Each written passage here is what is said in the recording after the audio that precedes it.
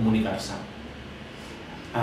Tenim la imatge aquesta de que el fet de jugar ha de ser una cosa com molt física, no sé què. No, això ha canviat, però el punt de trobada sempre és el mateix. És a dir, al final, ni que jo estigui aquí i tu estiguis a l'altra banda d'una pantalla, si juguem amb xarxa ens estem trobant, ens estem comunicant ni que sigui parlar d'alguna manera. De fet, els jocs són experiències d'una persona en un entorn, d'una persona amb altres persones, d'una persona en un medi. És una cosa que sempre hem associat, no? El joc és una cosa per nens, no? I juguen els infants, els joves, i ja està. I moltes vegades, fins i tot en els centres de lleure passa molt, no? Juga molt fins a una edat i a partir d'aquella edat fan altres coses. No? Jugar és una experiència que és per tota la vida, i quan més per tota la vida sigui, millor per tu. Perquè al final, quantes més experiències de comunicació, de relació amb altres persones tinguis, més rica serà la teva vida. Una de les sorts que tenim actualment és que cada vegada més hi ha empreses que estan produint jocs, això sí que són jocs comercialitzats, que estan pensats per totes les edats, i sobretot per un públic entre 20 i 40 anys. No. Clar, aquí hi ha una trampa, és a dir, joc és jugar. I tu com a jugador, com a persona que jugues, la teva única mirada és la persona que juga. Fin, ja no hi ha més. Si no, se'ns veu el llautó. L'altra opció és que la teva intencionalitat, quan utilitzes com a educador, utilitzis el joc per alguna cosa determinada. Per exemple, tu traslladaràs a un altre lloc i potser es quedarà molt clar. El fet de trobar-se davant d'una taula amb un plat ple de menjar, el fet quin és? Menjar, alimentar-se. Tu, com a persona que estàs jalant, t'alimentes.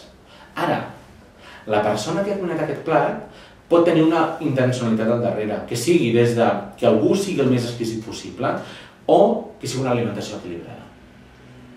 Ara, si se't veu molt el llautó que només menges alimentació equilibrada és quan només hi ha bledes i cols i no n'hi. És el mateix que passa. Hi ha a vegades jocs educatius que de tan educatius no són jocs. Perquè es passen, avorreix de l'educatiu que és. D'entrada, que té un joc per ser joc és que sigui divertit. A partir d'aquí, perquè qualsevol joc educa una cosa o altra, com qualsevol acció que facis com a educador. És a dir, qualsevol activitat que tu estiguis fent acaba transmetent una manera de fer, una manera d'entendre el món, uns valors, etc., que permetrà que aquesta persona que faci aquesta experiència aprengui certes coses. Llavors, la primera cosa que necessites perquè un joc sigui educatiu és un educador que digui això que ara jo utilitzo ho faig amb una intencionalitat determinada, amb uns valors determinats, per tant, estic transmetent uns valors educatius determinats. I llavors aquest joc és educatiu. Però el joc per si sol no ho és pas. La primera cosa, quan parlem d'infants, és hi ha un procés evolutiu. Per tant, no tothom està preparat per qualsevol tipus de joc en qualsevol moment. Per tant, a partir d'aquí ja veiem que hi ha un fet que no és l'edat, perquè moltes vegades es fan mentides terribles. S'agafa aquest joc, diu, no aquest encara, perquè com el vam fer vam ser bastant legals. A partir de 10 anys, d'acord? Poden jugar a partir de 10 anys i més petits. Però normalment, quan trobes un joc que es comercialitza, si posa a partir de 10 anys, segurament han ampliat molt el marge perquè compri més gent. És a dir, moltes vegades és a partir de 12 realment i el baixen a 10 perquè així el nivell sigui més ampli. L'important d'un joc és que al nivell que tu coneguis la persona que juga, que li regales aquest joc, que li compres aquest joc en el cas d'un infant, i que aquest joc s'adequi a les seves necessitats, a les seves capacitats en aquell moment. Aquest seria un fet. Un altre fet són els valors que volen transmetre. És a dir, tots estaríem d'acord o no que segons el nostre criteri, la nostra escala de valors, no regalaríem un joc sexista. O no regalaríem un joc racista. Per tant, qualsevol joc per qualsevol nen és correcte? No, hem de saber. És adequat per aquesta edat i transmet el que jo vull transmetre. És fantàstic. L'únic problema és si només fas jocs que fomenten la competitivitat. No? És a dir, menjar macarrons és bo, fantàstic. I si només mengessis macarrons, home? I si canviessis una mica? Fomentar la competitivitat és bo perquè en el fons competició és autosuperació. El problema és quan la competició jo el punt no el poso no pas en superar-me a mi mateix sinó en comparar-me amb els altres. Aquest és el problema. Però aquesta és la nostra tasca com a educadors. Intentar que això no passi. A partir d'aquí jo puc fer jocs on hi ha un alt nivell de competició, però a més és un contra un. Un joc on hi hagi un alt nivell de competició, però hi ha una col·laboració dins l'equip, és a dir, són 5 contra 5, o 2 contra 2, o 10 contra 10. Jocs on tots cooperem per resoldre alguna cosa, o jocs on senzillament jo jugui sol. Si posem l'equilibri i aconseguim que hi hagi una mica de cada, fantàstic. No, ni avui un dia ni mai. Jo crec que és una quimera de dir, és que abans els pares, els pares treballen com uns condemnats i ens corrien pel camp i els pares en molts casos no sabien el que feien. Actualment continuem treballant com uns condemnats, els adults treballen moltes hores, arriben a casa i tenen poc temps per jugar amb els seus fills. Però invertim el poc temps que tenim per jugar una bona estona amb ells. Això sí que està clar. I per altra banda, intentem saber de què parlem i no traslladar sempre a terceres persones que prenen les decisions per nosaltres. No permetem que sigui la publicitat, els mitjans de comunicació, que diguin quines són els videojocs, les joguines. Provem, anem a les botigues, informem-nos.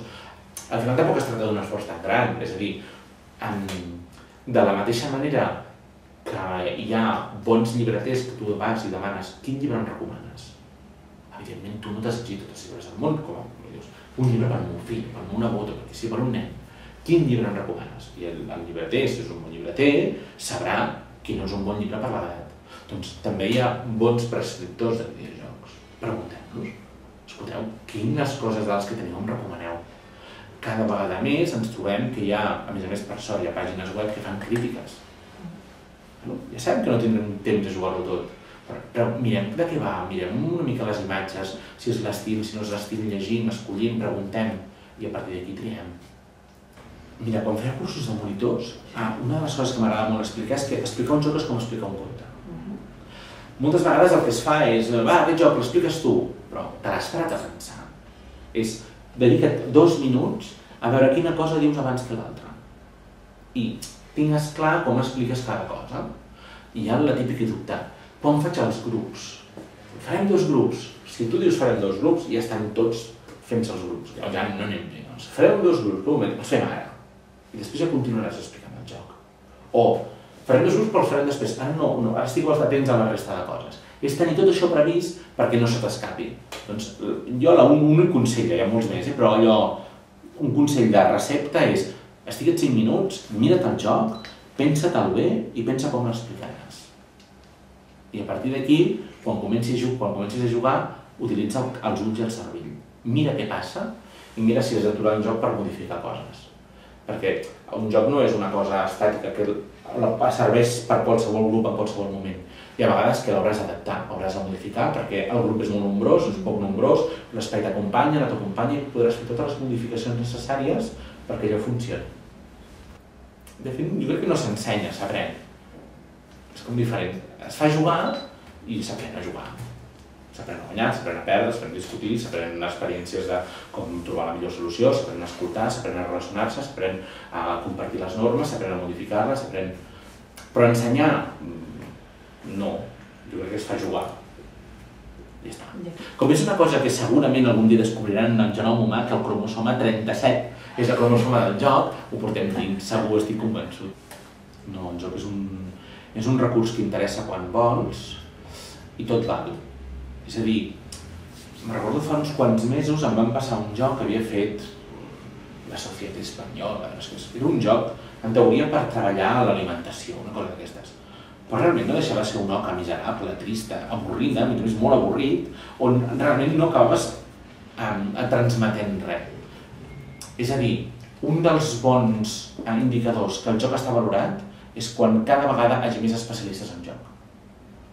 Perquè vol dir que hi ha persones que s'han dedicat a pensar el joc i que no tothom pot fer-ho.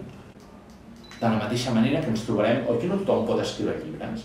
Oi que no et diuen, uns escriptors que són uns tios que en saben molt, o tenim una gent que cuina, o uns arquitectes, o doncs el dia que hi hagi moltes persones dedicades a pensar sobre el joc i a crear jocs, és el dia que començarem a valorar-ho. Per sort, ara hi ha molts més que fa 20 anys. I d'aquí uns anys espero que hi hagi molts més que ara.